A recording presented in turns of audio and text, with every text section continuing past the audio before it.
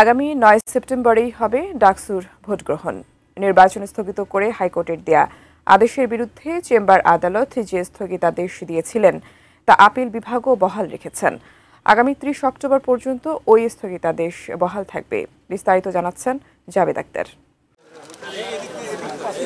ঢাকা বিশ্ববিদ্যালয় কেন্দ্রীয় ছাত্র সংসদ ডাকসু নির্বাচনে জিএস পদে ইসলামী ছাত্র শিবিরের ঢাকা বিশ্ববিদ্যালয় শাখার সভাপতি এস.এম. ফরহাদের প্রার্থিতা চ্যালেঞ্জ করে হাইকোর্টে রিট হয় গত ২৮ আগস্ট। প্রপাগান্ডার চাইতে অন্তত কোর্টে গিয়েছেন, এটা খুবই ভালো। বামপন্থী ৩টি ছাত্র সংগঠন সমর্থিত প্যানেল অপরাজেয় ৭১, অদম্য ২৪-এর মুক্তিযুদ্ধ ও গণতান্ত্রিক আন্দোলন বিষয়ক সম্পাদক প্রার্থী বি.এম. ফাহমিদা আলম রিটটি করেন। এতে ফরহাদের বিরুদ্ধে নিষিদ্ধ সংগঠন ছাত্রলীগের সঙ্গে সংশ্লিষ্ট থাকার অভিযোগ আনেন তিনি। উনি কোনোদিন ওই নিষিদ্ধ সংগঠনের সাথে জড়িত ছিলেন না। এইগুলো বিষয়গুলো মোটামুটি ডিসপিউটেড কোয়েশ্চেন অফ ফ্যাক্ট এবং রিট পিটিশনটাই রক্ষণীয় না। আমাদের ট্রাইব্যুনালের কাছে না এসে, আমাদের প্রেসিডেন্টের কাছে না এসে সরাসরি তিনি হাইকোর্টে এসেছেন।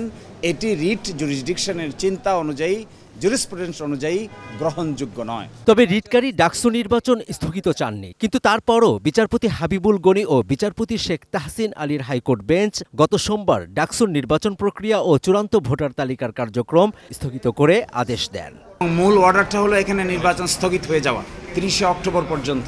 এই আদেশের পরপরই ঢাকা বিশ্ববিদ্যালয় কর্তৃপক্ষ চেম্বার আদালতে গেলে ৪৫ মিনিটের মধ্যে হাইকোর্টের আদেশটি স্থগিত হয়।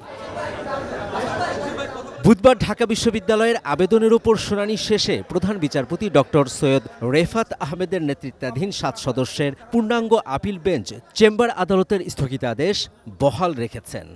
সুপ্রিম কোর্টের আদেশ অনুযায়ী ৯ সেপ্টেম্বর ২০২৫-এ উৎসবমুখর পরিবেশে ডাকসু নির্বাচন অনুষ্ঠান করার ক্ষেত্রে আর কোথাও কোনো আইনি বাধা থাকলো না।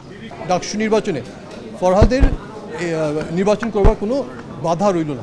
হাইকোর্টে শুনানির দিন রিটকারীর আইনজীবী ফরহাদের বিরুদ্ধে ছাত্রলীগের সঙ্গে সংশ্লিষ্ট থাকার অভিযোগ আনলেও বুধবার তা সংশোধন করেন।